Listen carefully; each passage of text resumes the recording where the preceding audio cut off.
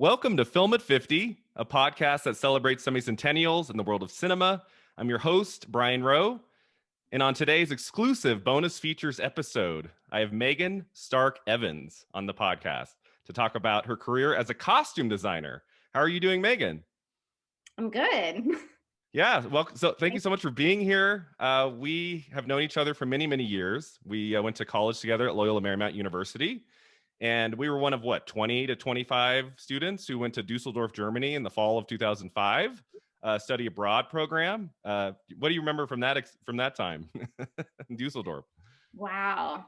Well, I remember liking how small the program was because we all did really get to know each other and we got to like travel and experience all these things at the same time that we were trying to find our filmmaking voice.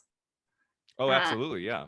So it was really interesting. I mean, it kind of blew my mind open. I feel like I was such a baby still then, as we all were, but like I grew up in Kansas City and then I went to LA for college and it blew my mind open. And then we went to Germany, it blew my mind open more. Was that your first time out of the country? No, I did a lot of traveling with my folks growing up. I was lucky to do a fair bit of traveling with them, but it was my first time in Europe. I had been to England when I was like 11 or 12. It was my first time in that part of Europe. Okay, cool. Do you remember this? You might not. We played boyfriend and girlfriend in a film in Dusseldorf, directed by Scott Gardner. Do you remember that? Oh my God.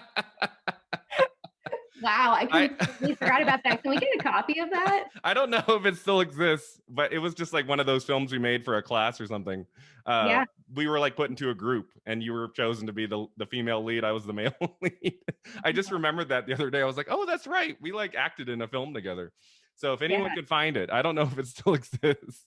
I sure hope it doesn't. I'm sure that whatever I did was atrocious, but it was fun hanging out with you. Oh, yeah, me too. I was never a good actor, trust me. I was always better behind the scenes. And then I've got this great picture of us on my 21st birthday I celebrated in the fall of 2005. And I got this great picture of us with your like arms around me. And I'm having a great night, right? That was a fun time. I got to see everybody. So yeah, just it was a great 4 months in our lives. I really I look back on that time really fondly. It was so much fun. We were all just running amok and traveling every weekend, and yeah, it was cool. It was awesome. So I found pictures of us in Amsterdam. Oh, really? Yeah. Amsterdam. Was that a day? I feel like that was just like a day. Was that a whole weekend? I can't remember. No, I think it was a weekend. It was probably like the longest day and a half of all time. Yeah, that was the weekend I got really close to some people, and going to these places that, you go to Germany to study abroad, you're not necessarily thinking to yourself, oh, I'm actually going to visit all of these other places by train. It was so much fun to really explore, Europe, and it was fantastic. It was. Yeah. So I'm curious to know, Megan, kind of just going to the beginning, what initially got you interested in film, in filmmaking? Was there a movie you saw? Like what kind of, before college, what kind of got you interested in that? And from an early age, did you know costume design was the route you wanted to go in? So as far as costume design, I would say definitely not. Okay. Yeah. But I'm happy I ended up there. It was a weird kind of windy journey, but I loved the film Wizard of Oz as a child. Yes. I think I watched it truly every day from age 4 to 6, maybe. I had a Dorothy dress. I would put on my Dorothy dress and watch it, and my red slippers. And my mom had made me this dress. And then as I grew, the dress became too small, but I was very attached to it. And so she would just continue adding like layers of ruffles and extra hem onto it. And it had quite a journey, the Dorothy dress. And I would carry my little stuffed dog around like Toto. And I would stand in front of the TV and sing all the songs and dance.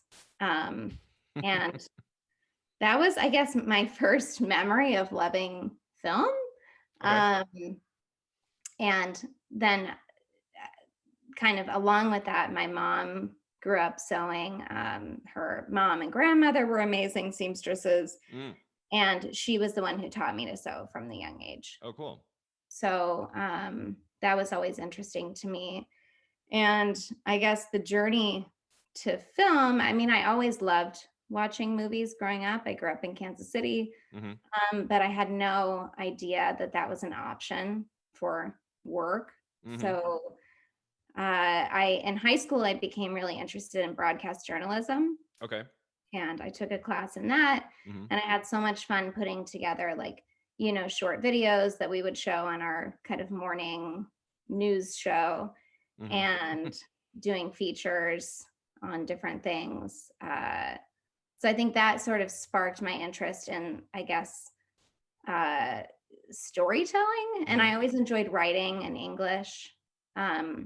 So from that, I thought, well, I mean, I kind of went back and forth on all kinds of things. I wanted to be a veterinarian. Turns out I'm really bad at science. That wasn't going to work. But I loved broadcast journalism. So I was like, okay, let me go with this. And when I applied to colleges, I had that in mind. And so when I applied to LMU, I don't know why I thought it was sort of a broadcast journalism focused course. Obviously, it was not. But I do think that when I saw that there was a film and TV aspect, I thought that was interesting and something that would be interesting to learn about. But I still didn't really believe that it could be a career. Were you a TV production major at LMU or a film production major? Okay. TV. And so they had a couple broadcast like classes like you would take throughout the 4 years? So. Yeah. But not, it wasn't a very big focus. Yeah. And it obviously, like living in LA, going to LMU, being around all these people who had spent, a lot of the people we went to college with had spent their whole lives, wanting to work in the film and television industry. It very quickly shifted my focus. I just think it's funny that I was so off base when it came to choosing my college, but it was really, it just was a really eye-opening experience, and it led me to understand like all the opportunities that there were in LA to get involved. And the storytelling aspect was always so interesting to me. So anyway, throughout college, I didn't really know what area that I wanted to go into. I just wanted to be part of the storytelling. And then at some point, when everybody started making short films, then I was asked to do costumes for a couple of people's short films. And one of them was Ricky Fosheim's project. That's right. Yes. And it was set in Dust Bowl. So that was super fun. And then like my friend Tara Hammond and Allie Lee, they did their thesis project called Betty and V, which was like loosely based on the Betty and Veronica Archie comics. And it was sort of a mashup of like 1950s Meet Today, actually sort of along the lines of a Riverdale. So I did that, and I did a couple other people's short films, and I had so much fun doing the costumes for it. And it made perfect sense to me because I'd grown up obsessed with thrifting and vintage clothing and, films from different eras and sewing and altering my own clothes and like, making something new out of something I found at a thrift store. So it made a lot of sense. And then I was just so, we were so lucky to be in LA where there were all these opportunities. And I got in contact with a costume designer who was a friend of my mom's friend's daughter. That's how it works, right? Yes. And she was incredible to me. And I worked on 2 films with her during college, pretty much full-time interned for her. And she was really my mentor early on. And so were those 2 films Bangkok Dangerous and Crossing Over? Yeah. Okay. What was your experience like on those 2 films? Like what were your responsibilities as the intern for this woman? You remember? Bangkok Dangerous, I remember we were doing the costumes specifically only for Nicolas Cage. Okay. They shot this movie in Bangkok. Oh, wow. Okay. There was a Bangkok-based costume designer.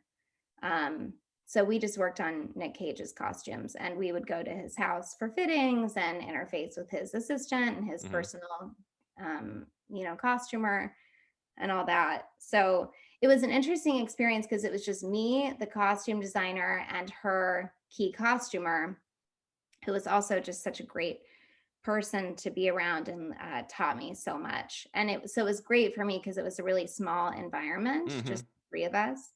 and I got to know them really well. And I got to know, I just had the opportunity to ask them way more questions than I think would have the opportunity to in a bigger film.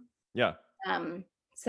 But yeah, our responsibility mainly dressing Nick Cage. And for me, I think I would just like, inventory things, arrange for pickups and drop offs. And I remember going through taking an inventory before we sent stuff to Bangkok and just thinking of like what the most specific name for each color of garment would be. Yeah. So it's like mustard yellow or brick red or chartreuse, or thinking of like what's the most specific I can get with each color. Do you have any like fun Nicolas Cage stories that you remember? What was he like? You're like, I'm not allowed to talk about it, Brian. One of my, oh my gosh. Okay, so I don't know. Should I be talking about this? Well, I'll talk about it. So we go to his house for a fitting, and we show up at his house. It's in Newport Beach. It's this incredible house that's like on the ocean, and I'm at the time, 20, and my jaw is on the ground. And first of all, he is like more than 2 hours late for the fitting. We got there and sat in his driveway, and then we get a call from his assistant, and it's like, well, Nick's not, he's not quite ready or whatever. So we just went and got lunch and came back and waited for another hour. I think it started like 4 hours later. So anyway, we finally walk in, and he's like, maybe he's just tired. I don't know. It's a little worse for the wear. And he was very nice, but also, a little odd, as you can imagine, slightly eccentric. Yeah. And he is just like kind of staring at me, and he goes, "Are you Icelandic?" How do you answer that? Like, what? What? Do I answer this?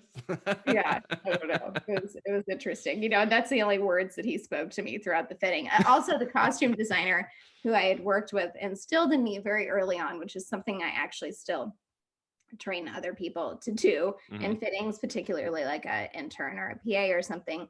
Not that their opinions don't matter, but it's like, don't speak during the fitting, So he's asking me a question, and I'm like, should I answer this? Yeah. Should I open my mouth? I'm not supposed to talk. Yeah. Yeah. But it was a good piece of advice, I think, because a lot of times you just don't necessarily want somebody else coming into that like delicate balance of you and the actor and trying to figure out who the character is. And if somebody else, like an intern, pipes in and is like, that's a cool shirt, that's not necessarily something extra noise that you need. So anyway. And then Crossing Over, that was the ensemble film with Harrison Ford, correct? That came out in, I think, 2007. Did you have any interactions with Harrison Ford at all, or were you kind of in charge of any of the other actors in that film? I was not in charge of anything, but I I got to do a lot of research. That was also sort of an interesting, unusual experience that I doubt ever happens anymore. It was a big budget movie. It was I guess it was Miramax. Harvey Weinstein was the main producer. Okay. And I only met him briefly once. He seemed relatively angry, but also didn't pay any attention to me, so it didn't matter. Okay, that's good. But so as far as Harrison Ford, I had like maybe 2 fittings with him where I came in with the costume designer and I would just take notes. Okay. And the costume designer's name was Kristen Burke. Oh, cool. Okay. And she actually also wrote some books on costume design. So I learned just so much from her because she came from almost like a teaching perspective too. Oh, excellent. So anyway, I would go into fittings with her. She was so great. She would always allow me to go into fittings, which I can't say for a lot of people, as long as I didn't talk. So I would go into the fitting and I would take notes. And I think at the time, we were taking photos with a digital camera or something. Maybe I would take fitting photos, take notes, and then I'd break the notes down later into a document for her. And we would kind of talk it over, she and like, her key costumer, and supervisor and myself to try to distill it all into one cohesive document. Because a lot can happen in a fitting sometimes, especially with somebody like Harrison Ford, who you might only get 2 fittings with or one fitting before you start a big movie like that. Okay. Yeah, that makes sense. So you don't want to forget anything. So crossing over was interesting because Harvey Weinstein was on one of the Bourne Identity movies, shooting out of the country somewhere in Europe. Okay. And something had happened with that where it got pushed back, and that ended up pushing back the start date on our film because for whatever reason he needed to be there. And so I think our start date got pushed back by like 3 months at least, or maybe 2 months. But the unusual thing was they continued to pay the department heads. Oh, okay. And keep them on, even though the start date got pushed. Where now I think you'd just shut down, and if you can get them back when you go back up again, then great. And if you can't get the department's heads back, then, you just move on and find somebody else. But they continued to pay her. And because they were doing that, then she wanted to continue actively working on it. And so it was just her and I most of the time. Cool. Okay. Toward the end of my time, the supervisor came in and we actually did start doing fittings and we started shooting. But we had a good 2 months, just the two of us.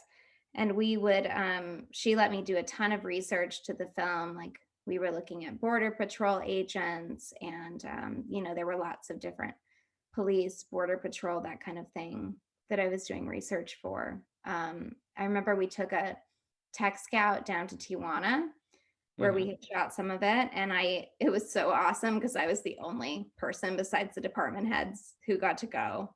Oh, cool. I was just her little shadow and it was just great. I felt very involved in the process. Yeah, and I feel like that was around the time of Indiana Jones 4. I think Harrison Ford was shooting the 4th Indiana Jones around the time he was making Crossing Over. So I wonder if that also played a role in it being pushed back or forward or any of that. Were you aware of that at all during the time? Okay. I don't remember. The only thing I remember is just something with the Bourne Identity and Harvey Weinstein. Okay. Yeah, so that would have been the third one probably, Ultimatum, which came out in 2007. So okay, the third one, yeah. I'm sure actually, yeah, I think Crossing Over actually came out after Indiana Jones 4. I think Crossing Over opened in 2009, if I remember right. Yeah. I think it did. You're right. It opened. Yeah. It didn't come out for 2 years. Yeah, I think you were waiting. Editing process. Yeah, it was my only one that I ever worked on. Yeah. In fact, Crossing Over came out when I had moved to New York, so it was at least 2 years later. There were a lot of problems with getting that movie out of the gate. So I'm sure there were so many other delays that I wasn't aware of at the time. Well, Megan, you'll never have a delay like I had. I worked in feature film casting for 2 years. And in 2009, I worked as the casting director's associate for the follow-up to Paranormal Activity by Oren Peli called Area 51. We cast it in 2009. He shot it in the fall of 2009, and then it premiered in 2015. 6 years later. My whole life was different. I was getting a graduate degree. I was totally different life. And then it dropped on video on demand in 2015. I was like, hey, 6 years, better late than never, right? Wow. Did you ever feel like the delay on that? Did you ever feel like if it would have come out in an appropriate amount of time that you might have stuck with casting? Maybe, yeah. It's we worked on 5 films, and the only one to come out kind of quickly was the Oogie Loves and the Big Balloon Adventure, which was the biggest bomb of the decade. So it didn't really I was not getting signals from the universe. This was my destination in life. But so soon after this, you have 2 amazing credits from 2010, not as an intern, but as a costumer for Insidious and Tron Legacy. So how did you get those jobs after your work interning for these other productions? I mean, just some crazy people who I guess gave me a chance for some unknown reason. Okay, so Insidious was designed by the same costume designer, Kristen Burke, who I interned with on those 2 other films. And she she called me up, and it was very low budget. It was like, Yes. Wasn't that like if $1 it was million? $1 Yeah. million, maybe Yeah. max. It was tiny.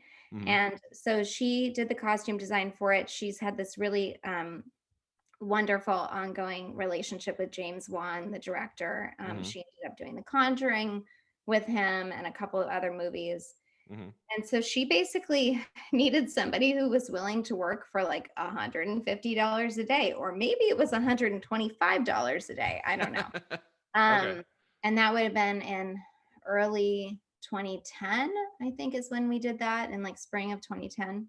Okay, because yeah, oh, that's right. The film didn't come out until 2011. So yeah, you Yeah. probably would have shot it in 2010. So it was a tiny crew. It was just Kristen, the designer. It was myself, and then this woman, Laura, who was like the kind of the truck costumer / supervisor. And that was it. And so previous to that, I had done 2 extremely low budget movies as a set costumer. Okay. That we each of which I think we shot in like 13 days. Wow. It might have been 12 days. We shot them in 2 weeks each. 2 weeks to shoot an entire movie. It was crazy. That's crazy. So I did learn a little bit about set costuming from that, and I have learned a little bit about set costuming from Kristen.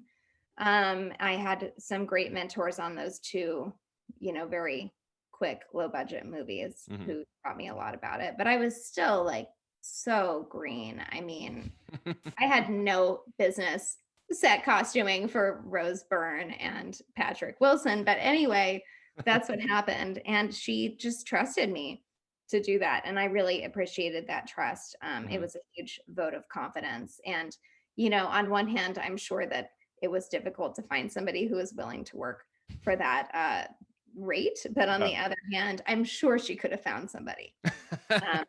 Yeah. So And then Tron Legacy, this huge, what was it? A December release, I want to say, huge Disney movie. And the costumes in that film, of course, are iconic and crazy and wonderful. Like, how much input did you have in that project? Were you like, what were your responsibilities for Tron Legacy? So for Tron Legacy, I worked with a specialty costuming company Okay. that did that, which was called, I can't remember, maybe Eastern Effects. Okay. I'd have to look it up. So anyway, we worked out of a specialty costuming. It was like a warehouse that was in Burbank. And we just built all the specialty costumes for it. So everything that they wore that was like the light up, like the hexagonal pattern and the light up foam molded, all that, those crazy Tron suits came out of our warehouse, out of our team. But I mean, so there were so many different teams that went into that. There was the foam molding group, and then there was the, the lighting group, and then there was the group that was sewing the base of the costumes together. So I was involved in the group that was sewing the base of the costumes, which was this spandex black fabric, which was printed with tiny little hexagonal pattern. And I mostly just cut the pieces. Okay. I was part of the cutting team. So okay. We had patterns. It was kind of like a assembly line, you could say. I listened to a lot of podcasts, but it was so interesting to be part of that process. I mean, it showed me that wasn't necessarily something I wanted to be doing. And honestly, I really don't have the technical expertise to be doing something like that anyway. I mean, I could get by because of my sewing background, but there are people who work there who are incredible technical designers, and that's their specialty. In fact, the person who hired me to do that, who was another mentor of mine, who's also wonderful, I met her because her name is Maria Sandine, and I met her because she hired me to work with her on Survivor. Okay, that was my next question. I wanted you to talk about your experience on Survivor. What, like the costume design department, like how was that involved in Survivor? Well, I think you'll find this interesting. So I'll finish with my thing with Maria and Tron. Yeah. So Maria is an incredible technical designer, and she actually designed the spacesuits for SpaceX. Okay. Oh, really? That Oh, team. wow. Okay. So she just had her creations go into space. So Oh, wow. a Yeah. whole other area that, I got into briefly for Tron. And I'm so Mhm. grateful that I had the experience of watching how all that comes together if I Yeah. ever do design a film like that. Oh, cool. But anyway, so that's that story. So Survivor, I got that job again. So much support from my mentor, Kristen. She introduced me to this woman, Maria, who Mhm. has worked on Survivor since the very first season in Mhm. 2000, doing costumes for it. And she needed a costume assistant who was going to go to location. She was no longer traveling to location because she had two small children.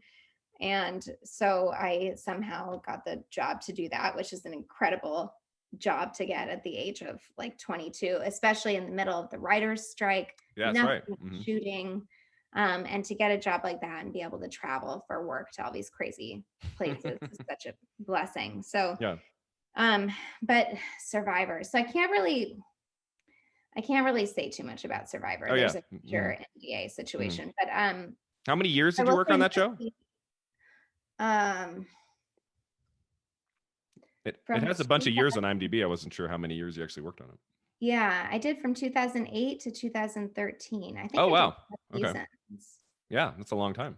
Yeah, it was a big part of my life. So, but we mostly like the part I can't talk about is we mostly just Jeff, the host, Oh, and okay. there's more that goes. I mean, it's funny with costume design. There's always like more that goes into it than meets the eye. Mhm. And so while he might be wearing these shirts that just look like your general Columbia shirt or whatever, they're all custom dyed and custom tailored. And um, so, and So we would, during this time you're working on Survivor, I mean, I have one credit for a film called Public Relations 2010, where you were the costume designer for this film. And then after that, it's around 2014 is when you start actually getting costume designer jobs for future films. Like, so when you're working on Survivor, were you like slowly kind of working toward getting full costume designer positions? Were people offering you these positions? Were you going after these films? Like, how does that all work? I was trying. Mhm.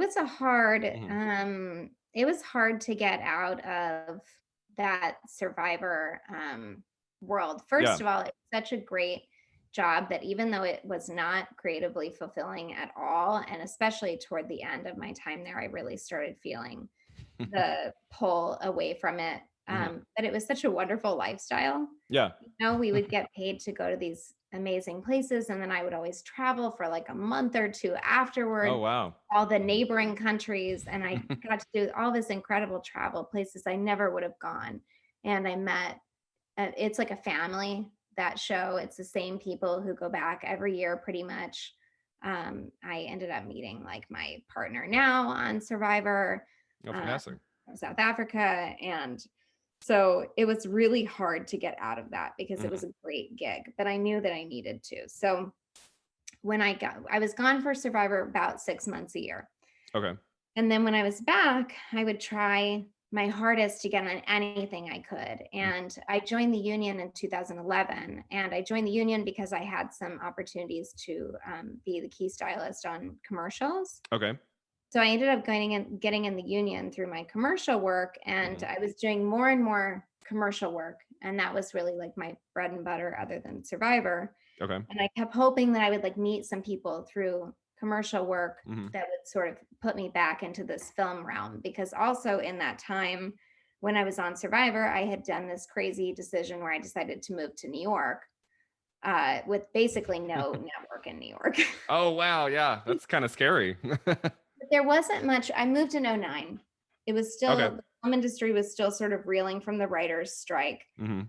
Everything that was in LA had traveled to like New Mexico or Louisiana and all these places. Mhm. Not that much was shooting in LA. And I just wasn't getting any jobs there. Mhm. Um, so I thought, like, well, it's now or never. I've got some money from Survivor. I might as well try living in New York. I've always wanted to, Mhm. and just see what happens. And I had some commercial connections there. So I ended up doing commercials in New York, still traveling for Survivor. And eventually, just through like some various friends of friends, I was able to meet more and more people who were in the film industry in Mm-hmm. New York and get hooked up with other designers. And I started assistant designing, shopping, whatever they would have me do. And I knew I still had a lot of learning to do too, because I had been out of scripted for so long at that point. So around like 2012, I was pretty desperate to get back into scripted, and I was just doing anything I could to get there. So then when public relations was with another person from Crossing Over. We shot that when I was living in LA. And that was a short film. And it was actually the director, Wayne Kramer's assistant, this girl named Gianna Sobel. She directed it. So I knew her from Crossing Over. So she hired me to do that. And now she's a great writer who's working on some really good shows. So that was a short film. Mm-hmm. Okay. So your first feature, was it Night of the Wolf? Body? One of those two? Okay. Night of the Wolf. Night of the Wolf. So how did you get, so you finally, 2012, 2013, start getting some feature films as costume designer. How did you get on board some of these films? I had interviewed and gotten a job as an assistant designer for this girl, Liz Vastola, and we were going to do this movie that she later did do called Revenge of the Green Dragons. This being shot in New York. Martin Scorsese was one of the producers. Oh, cool. I don't think it really ended up doing much, but I really got along with her, and I was so excited to start this movie. It was really my first opportunity back in the world of scripted, and it ended up getting pushed. So she, in the meantime, while it was pushed, she was so nice. She gave my name to this producer to do Night of the Wolf, and cool. They hired me.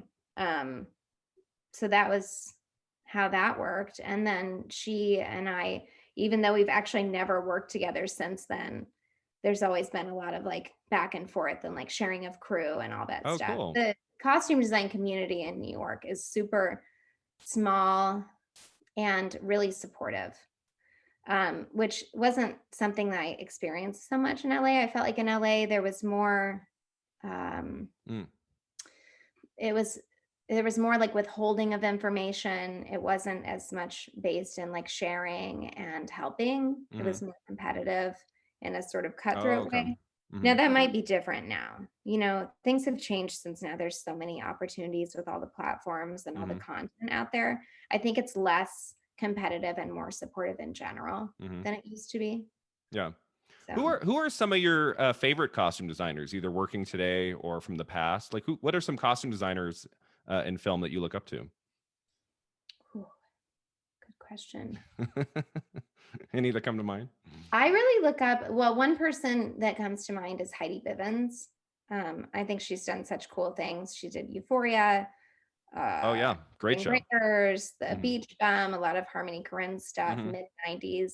And I love her style because it always feels rooted and grounded, but it takes this like kind of fashion aspect of it too and just spins it on its head. But it never feels like anything about fashion. It always still feels like, the story is there and the characters are there, but she just has such an interesting way of approaching her work. So I think she's really cool. And then of course you have the people like Milena Canonero and, the giants of costume design who win the Academy Awards every year. So they're also amazing. But I think I'm very interested in Heidi Bivens' work. That's somebody who I sort of would like to emulate the career of. She's done so many different interesting things, but I also have some friends that I really look up to their careers too, and I really admire what they do. So cool. So that takes us to 2019. Shock. I always skip the title. Extremely Wicked, Shockingly Evil, and Vile, which is the first feature film that I had seen that you had worked on as a costume designer, and was such a beautiful job on that film, Megan. And I was curious to know kind of how you got involved in that project and what the process was like, especially finding costumes for a period film like that.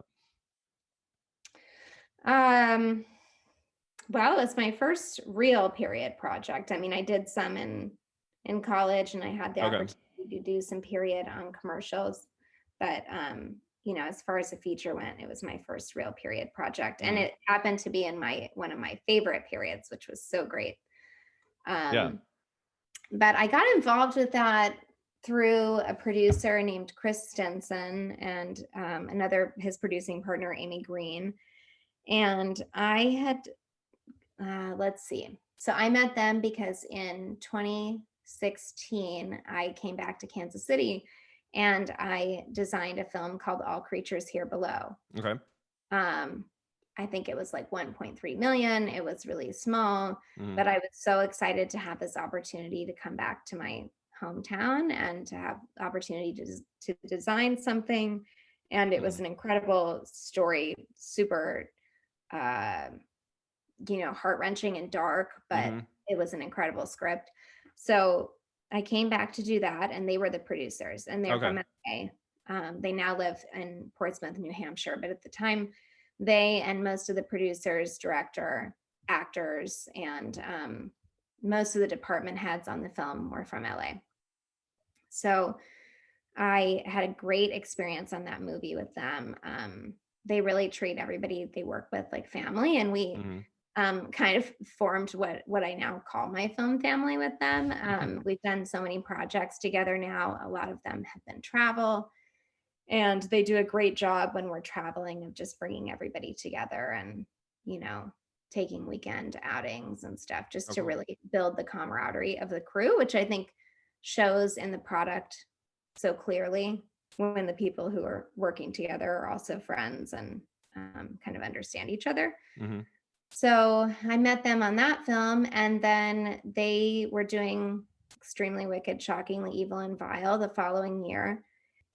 But I had 2 weeks to prep it. That's it? Oh my gosh. So you came on board, and in 2 weeks they were starting production?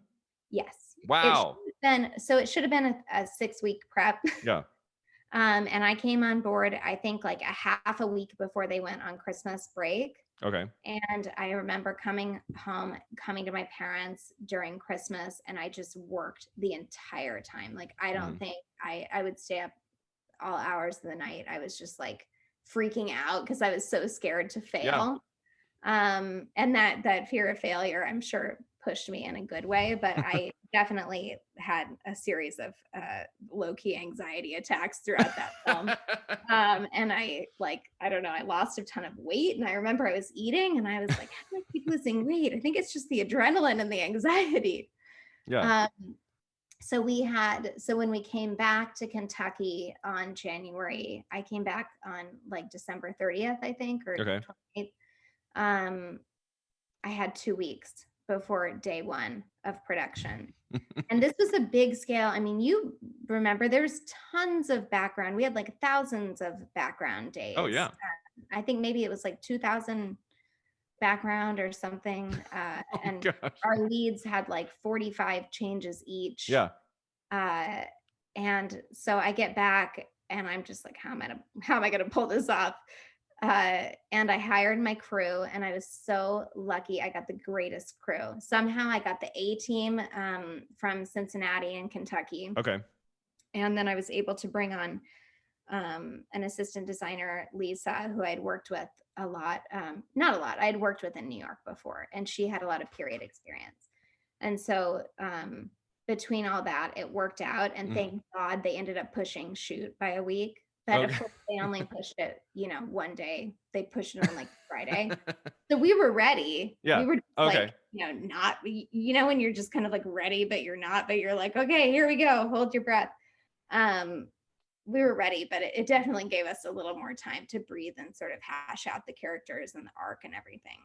Yeah. And how much input in a film like that do the actors have? Like, did you work with Zac Efron, Lily Collins at all on their wardrobe? Are you just kind of coming to them with what they need to wear? Are they coming to you at all with questions or ideas? It just totally depends on the actor. I would say most actors have input, especially if they're the leads. Yeah. And even people who aren't the leads often do have input. And I love hearing that input from them.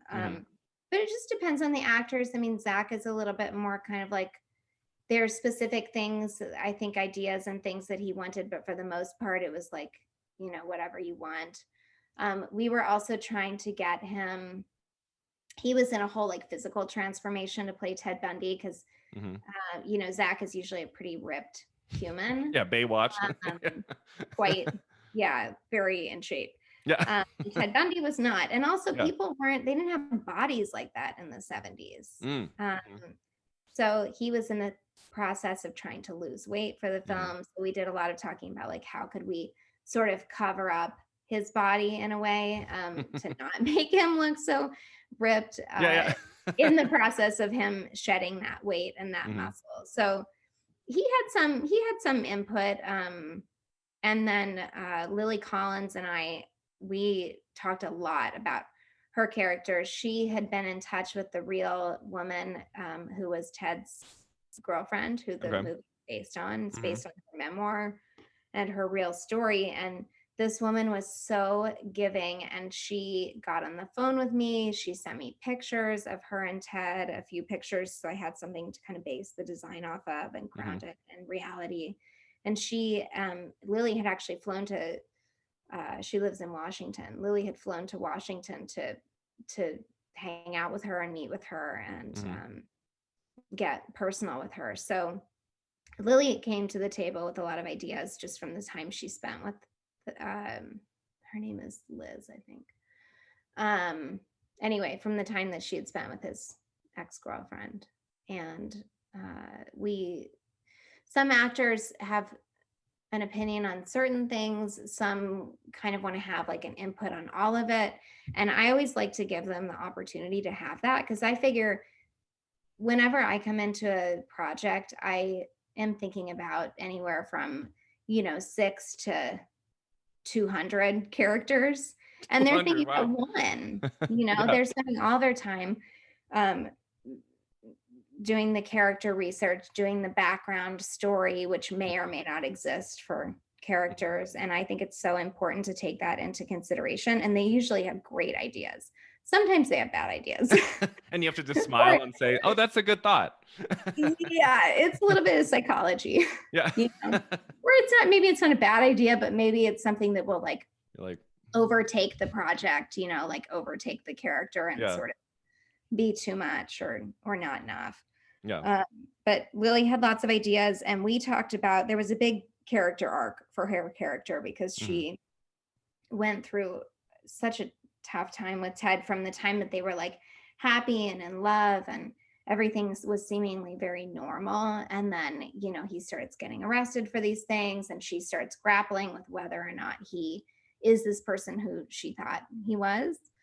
And then ultimately she goes down a pretty dark path for a while until she, several years later is able to come out of her alcoholism and all this stuff, which was, I'm sure, because of what happened with Ted. So we would go over every single script day of her wardrobe and talk about like what costume she would wear on what days, and what does the color mean and the shape mean, and does this feel right for this scene? And she's an extremely studied actor. I mean, she really thinks about what each scene means to her.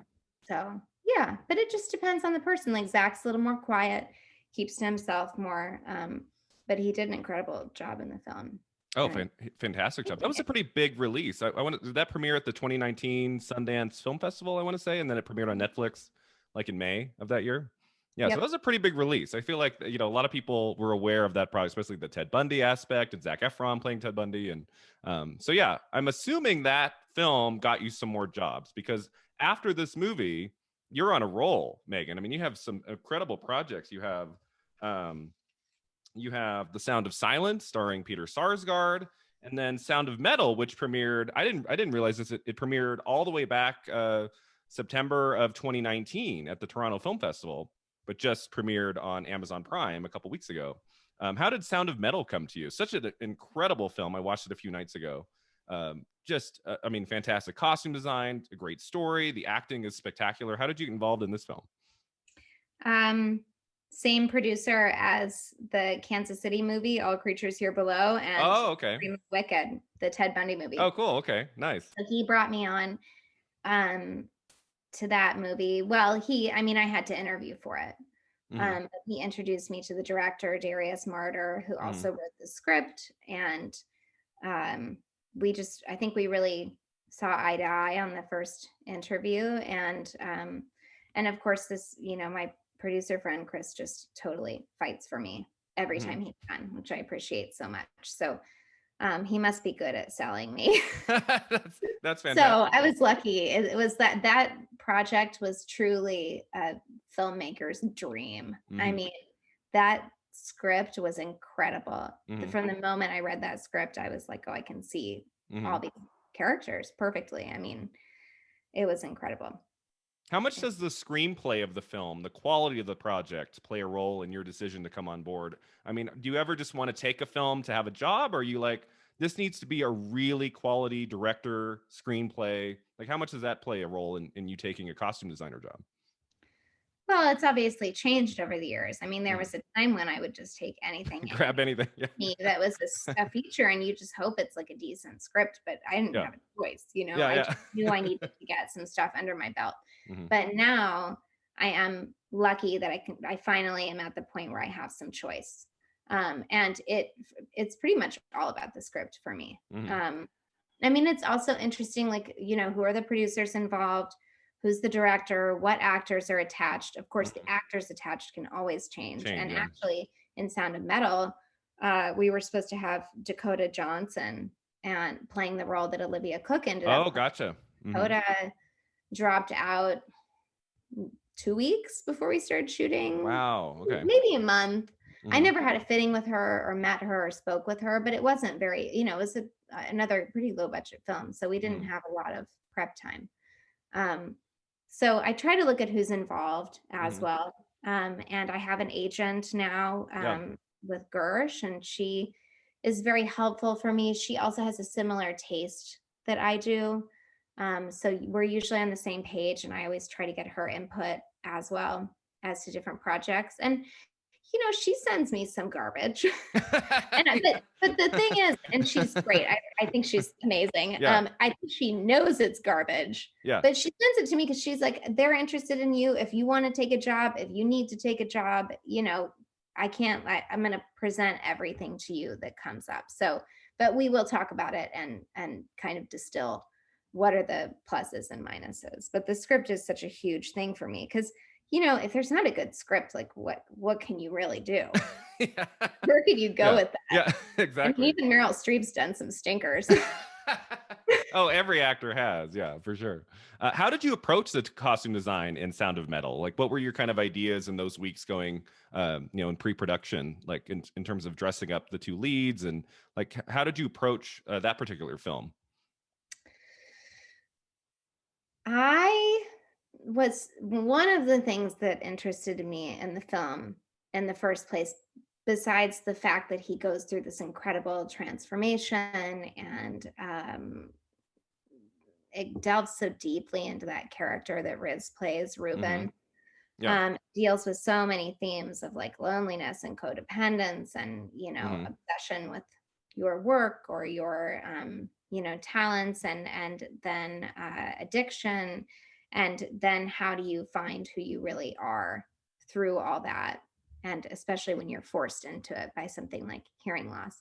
So that was very interesting to me, but I was also very interested in the fact that it explored this underground kind of punk noise, metal, like hardcore scene, because that was something that I was very into in high school and college. Okay. Yep. I spent all these years going to like dirty basement shows and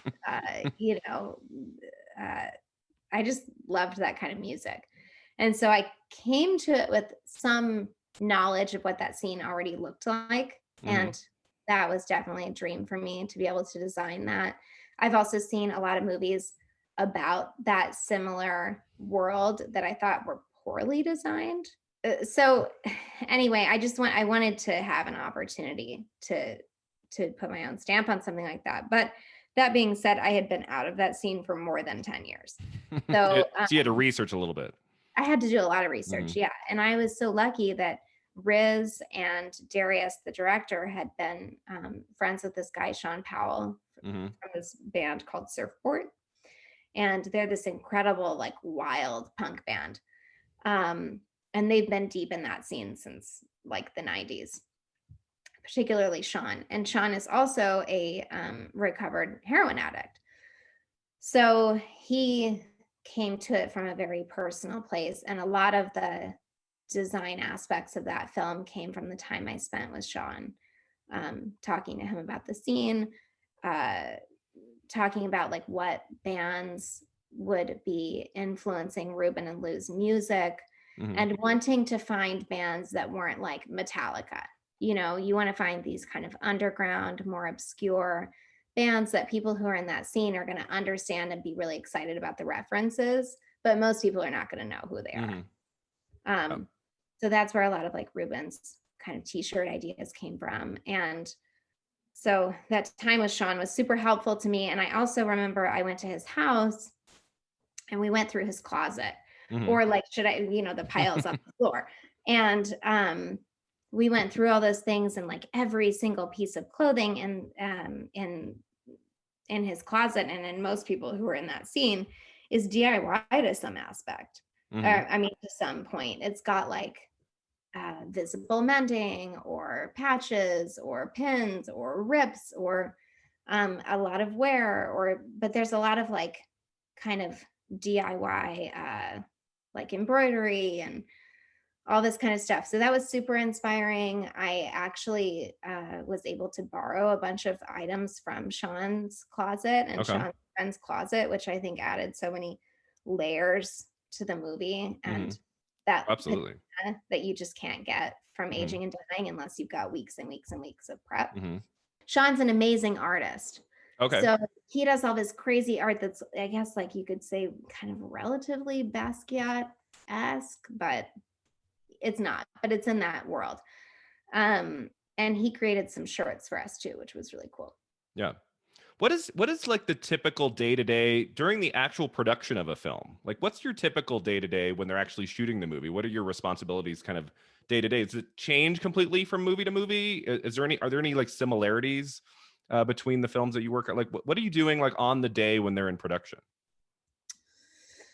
When they're shooting, there's similarities for sure. I mean, it's different on everything, but I like to go to set every time there's a new costume established. I like to go and be there, and if there's anything that somebody deems isn't right about it, or they want to change something, I don't want to leave that responsibility on my set costumer. I want to be there and be able to give my own input toward that, or just even to look at the small things, like how is the shirt tucked in? You know, do I want the laces tied differently? And all those details that you just really can't get without being there. So I think that's really important.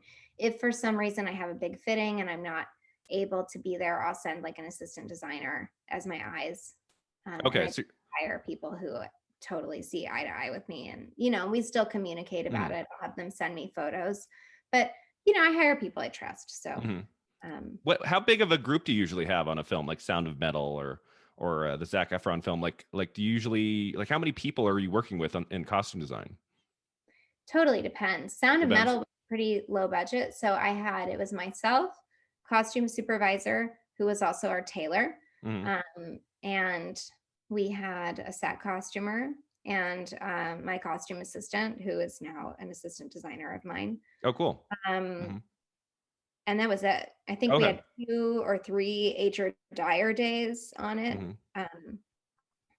And the rest of the Aging and Dying we did ourselves. She did stuff like, Ruben's Levi's were once new, or his boots. Like, that's some really hardcore stuff that you need a tool kit and space to do.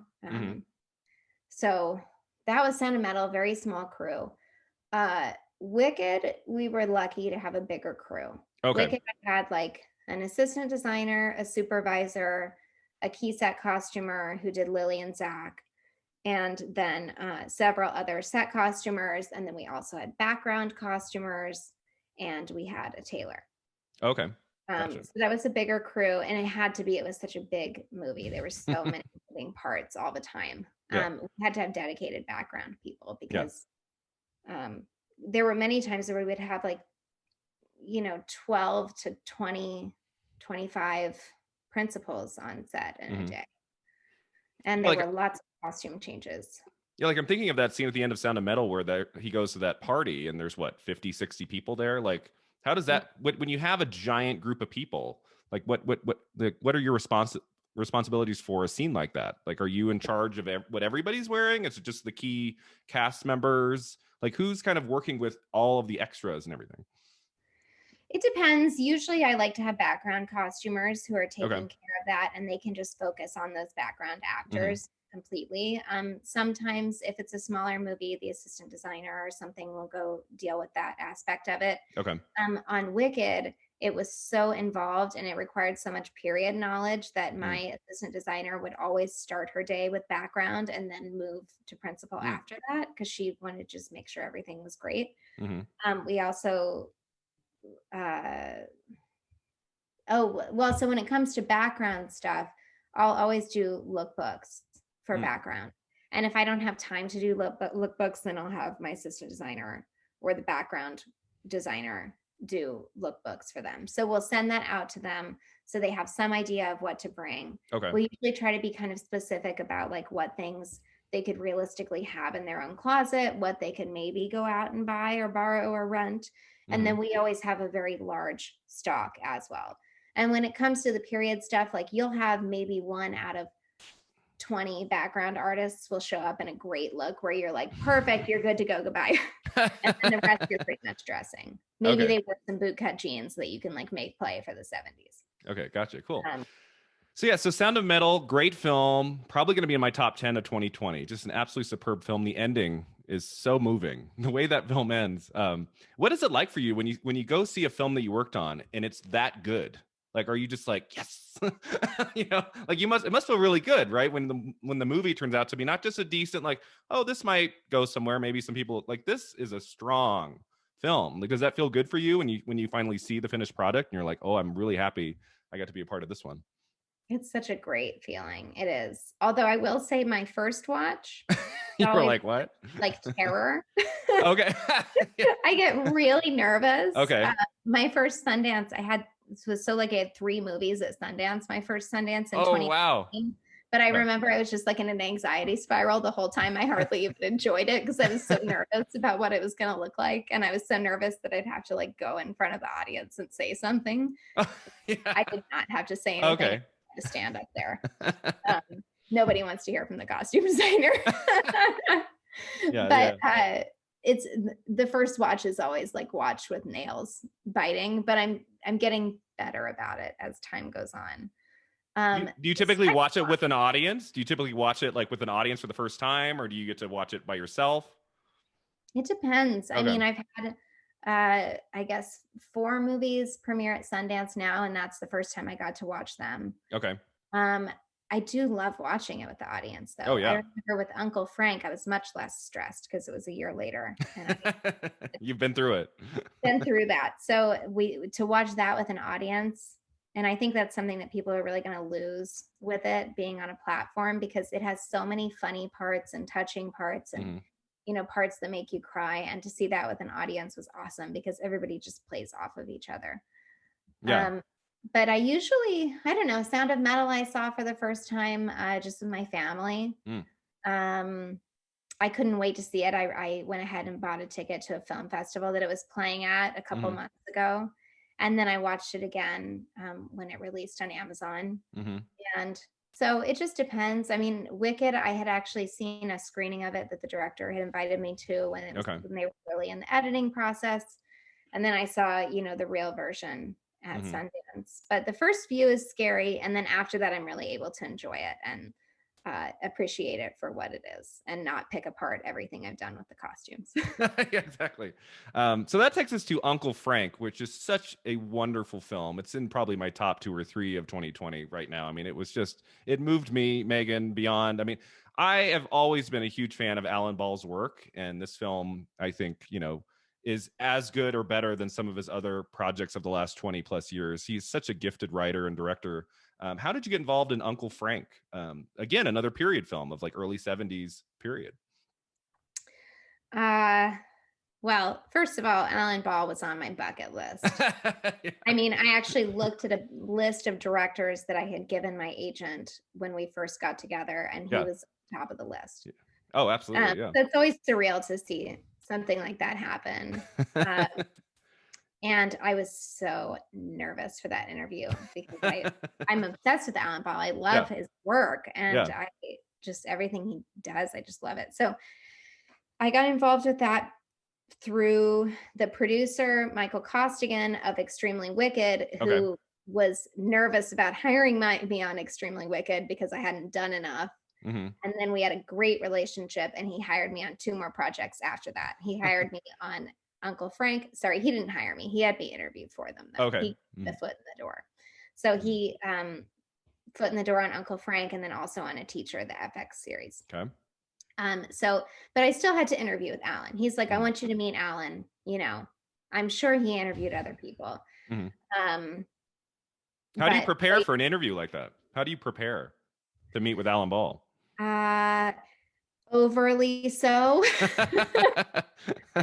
I still struggle with my interviews because I am extremely thorough, and I think I over prepare sometimes. But for that one, I over prepared. I was fully aware that I was over preparing, and I did not care because I was like, I have to get this. So I put together a lookbook. And for that, you know, sometimes they're short. It depends what kind of time you have, if you're working or not. Sometimes it's just a few images or some art or some textures and colors or whatever might like speak to the project. And sometimes you interview with Alan Ball and you put together a massive lookbook that hashes out every single character. So for that one, I really went deep. I did a lot of, you know, I went into a lot of period research and also like color and texture and art and music and all these things that would help create that world, even though I'm clearly not doing art and music, but it all plays into the tone of the project. And I just think it's great to do the prep work too, because when you get into an interview, you can have a real conversation. Even if they see something and they're like, you know, the director's like, I don't like that image, or I don't like this for some reason, or, you know, this is too gritty, or this is too over the top. It still gives you somewhere that you can talk about and a jumping off point. And what was it like to collaborate with Alan Ball on this project? Was he, you know, were you working with him closely very much on the production, on the pre-production, on what the characters would look like? I was. Myself, the DP, and the production designer all worked really closely with him and with each other to get the tone right and to make sure we were all on the same page. A lot of it comes from Alan's personal experience growing up in the South, you know, being a gay man, coming out. It's not his story, but it's an amalgamation of stories from different parts of his life. Oh yeah, you can tell you could tell watching it, he has a connection to this. Like, this is not just like a throwaway script. You wanted to, like, you can tell like this means a lot to him. So you want to capture that, you know, for him as best you can as a costume designer. Yeah, for sure. So he's very hands-on. I always like to go over as much as possible with the director if they want that. Sometimes they want it, sometimes they don't. You know, I like to go over, you know, in what scene is what costume going to fall and what is the art going to look like and all that. Same as I do with the actors. And, you know, most really like to do that. So he was willing to go down that road with me. He's also extremely trusting, like terrifyingly so. He gave us all, the creative team, so much agency, and it was really an amazing feeling. But you know, if you need, there's certainly things that he nixes. There's things that he hones in on more than others. And you know, if you need or want or don't want an opinion, it will, you know, still be there. But lots of trust. Wow. And what was your approach for Uncle Frank? Did working on Wicked help at all? Kind of like doing another period film set around the same time? Like, how did you approach Uncle Frank in the weeks leading up to the production for the costume? working on Wicked definitely helped. Mhm. Anytime you've done something in a time period, it helps you with the next. Yep. Mhm. Definitely different worlds. You know, Uncle Frank is set in the South. Wicked was Mhm. set in Utah and Mhm. Washington and Florida, and different, definitely different vibe, but it helped a lot. I really enjoyed designing the aspects of it that were in New York, Mhm. as a stark difference to the South. Um, but approach wise, just a lot of research Mhm. and a lot of, I guess, like color theory and thinking about, um, where they go as characters coming from the script. And there were certain parts in the script. Alan wrote the script, Mhm. as Darius did, the director of Sound Yep. of Metal. And I think it's always great. Well, Darius and his brother wrote it together. Mhm. Um, and I think it's always great to work with a director who's also the scribe, because they know what the intention was from the beginning, or they can see the characters in their head, or a lot of times they include little tidbits in the script that let you know who the character is. So, Mhm. like, one of the things that Alan wrote into the script was Lois Smith's character, Aunt Butch. She was going to be wearing dresses that were like 30 plus years old. Okay. Um, so we did that. So that kind of, and you already know she's kooky just from reading the script. Mhm. Um, so that always helps. Just Mhm. little tidbits. It's such an astonishing ensemble cast in that film too. That must have been a thrill for you just to work with some of these actors. I mean, Margot Martindale and Lois Smith, and so many great people in this movie. It was, and they were so much fun. They all hung out together. They would all have drinks together at night in the hotel. And, it's just like a bunch of actors who respect each other so much, but who are also the nicest people coming Mhm. together. I mean, the greatest thing about Alan is he refuses to hire anybody who isn't nice and who genuinely wants to be there. It's a He great does way to not work. hire anybody who's like jaded or Mhm. ego ridden or anything. So Yeah. all these people are just like, we love each other. And the whole crew is like, we love each other. So I met some lifelong friends through that for sure. And it was so much fun hanging out with those actors. I became a little bit obsessed with Lois. Yeah, it's I, great. yeah. Yeah. So I just thought you did a great job on that film, Megan. And the for your consideration, it starts now, right? Like, I think you did such a great job on this film. I really hope that you get some recognition for it in the coming year. Yeah. Thank And you so so that much. takes us to the last project, most recent project that's still currently airing, or just almost done. I've seen the first 4 episodes, very disturbing and super compelling. That's a teacher on FX, Kate Mara and Nick Robinson. How did you get involved in a teacher? Was this like your first like limited series, like not like a feature, but like like a show, like a series? Yeah. This is my first show. I have assistant designed several TV Yeah. shows back in like 2014, 15 Hmm. ish. Um, so luckily I learned from that, but this was my first full blown show. I was so lucky that they took a chance on me for this, Hmm. because I know oftentimes it's hard to get hired on TV if you haven't done it Okay. before, Hmm. designer. And they don't really seem to care that you've assistant designed, even though I think it's such a great training ground. Like, you Yeah. learn everything as an assistant designer. Um, so that was the same producer as Wicked and as Uncle Frank.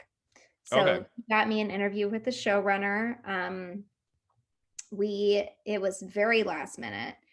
Um, I think I had like week notice to go to Calgary, Oh my gosh. Yeah. which is where we shot it. Okay.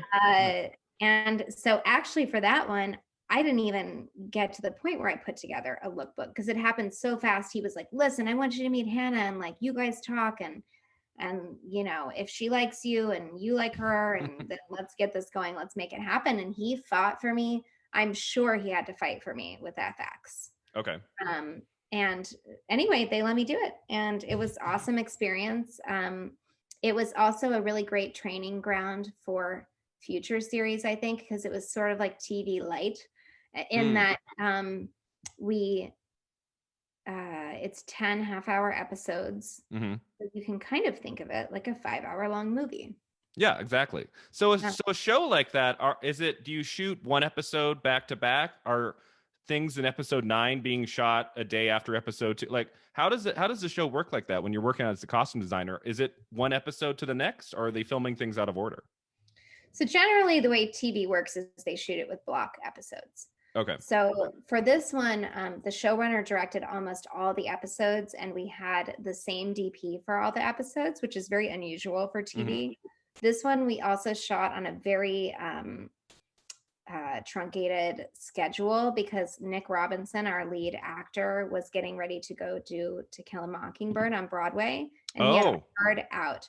And so that's why it was such last minute notice too, because as soon as they got Nick, they were like, we got to go.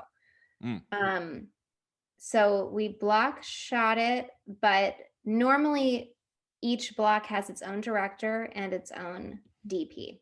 Mm-hmm. And then you've got the showrunner who oversees the whole thing, and the showrunner usually does, at minimum the pilot, but also directs other episodes.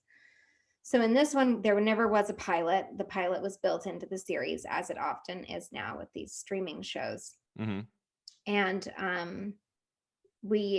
I think there were 2 other directors for 2 episodes. I think it's episode 5 and 6. Episode 5 was directed by Gillian Robespierre, who's also a creative hero of mine. She did like Landline and what's the other one about the anyway, whatever. She's great. Yeah. And then Andrew Neil directed episode 6. But other than that, the showrunner directed all of the episodes. Mm-hmm. So we did still block shoot it. So we would shoot episode 1 and 2 together, 3 and 4 together. And then I think episode 5, maybe it was its own block. And then episode like 7 and 8 was a block, and then 9 and 10, something like that. And it jumped around a bit, but for the most part, it was fairly linear the way we shot it. Okay. There were some like hairstyles and stuff too that I think required us to shoot somewhat linear. And then we did have a unit that went to Austin, since it's set in Austin. So I went to Austin for like a week and a half. But other than that, we were in Calgary. Okay.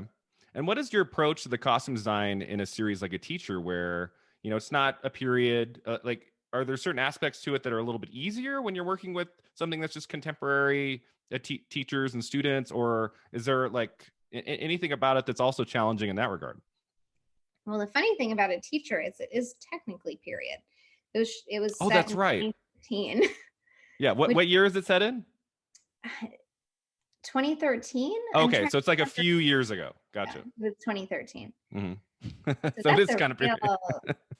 That's a real mind bender because it's not that long ago. Yeah. Exactly. So I had to do a lot of research to jog my memory as to what was cool in 2013. Yeah. And I did a lot of talking with a friend of mine who's a high school English teacher. She got me a lot of inspiration photos of students and teachers and such. Oh, cool. But the intention behind Claire's character, who's played by Kate Mara, was really just to make her be somebody that any of us might want to be friends with, or that we would, you don't want to make her seem like some creepy pedophile. Yeah, exactly. The whole thing about the show is like you want to go on this journey with both of them and have these moments where you grapple with yourself and think like, well, maybe this could work, and then you're like, no, it can't work. Yeah. So that was my main intention behind her costume design. And then with the high school kids, you just want them to feel real. I really like, even though we had a great budget on that one, I love recycling pieces throughout projects. It's so much more realistic. Nobody wears something new every single day. I also like, even with more modern projects like A Teacher, I enjoy incorporating vintage into there, thrifted, just to give it more texture. And you mentioned that you before we started recording that you had to finish the show during COVID, right? You said July, August. What was that process like? We did reshoots in July. Reshoots. And well, it was additional photography. And they did it in LA, and it was not so long after LA's lockdown had been lifted, but things were really starting to even out there. And then it sort of took a turn for the worse around the time that we started shooting. But we had, Zooms every single day with Disney and FX, and our executive at FX, who's just such a great person to work with and who truly cares about everybody on the crew feeling safe. So they let me do it remotely. Oh, cool. Okay. Then I hired a crew in LA. They really didn't want to travel anybody at the time, Mm-hmm. which, now I think they would. But at the time, it was the very first thing that FX had that went back. So they were nervous about it. Yeah. So they were overly cautious, which was good. So was the experience, really fulfilling? Do you see yourself doing more limited series and kind of mixing it up, doing films and limited series? I'd love to just keep mixing it up. I mean, I think if I can just do a totally different project every time, I'll be happy. Yeah. TV is great because you've got more, inherently there's usually more money in TV. Right now in COVID times, I understand that TV is mostly the only thing going back because they have this, they have more guaranteed money than something like Sound of Metal that has got to get, funding from outside people, investors, and also something more low budget, I think would struggle right now because you've got to have an extra like quarter of your budget for COVID things. So it's going to be hard to make low budget projects for a long time, which is also sad because I love working on low budget stuff because it's often the most interesting stories. So I don't know. I like doing it all. Yeah.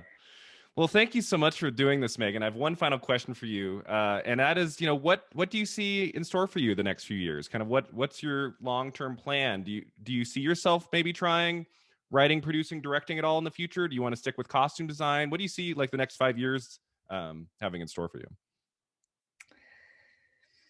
I mean, I love costume design. I'd like to continue doing it and keep, mixing it up with projects and all that. I do kind of have a dream to produce. So we'll see what happens there. If any other idiots want to take a chance on me. Yeah, but I think it would be so interesting. I also love the idea of somebody who comes from working on the crew below the line side of things. Producing, I just think there's such effective producers because you really understand what those people need and what they can and cannot do without, or I just think it's a great place to come from as a producer. So, well, we'll see what happens. Yeah. Well, thank you, Megan. This was an absolute thrill to talk to you again after so many years. Again, I am just so excited for you, and your career right now is so fantastic. I mean, not just one, not just two, but three stellar projects just in the last couple months that have been premiering. So excited for you and to see what's going to come for you in the years to come. This was such a thrill. Thank you. Thank you so much for having me on. Yeah. And thank you all and thank you all for listening. We'll catch you next time on Film at 50. Thank you very much.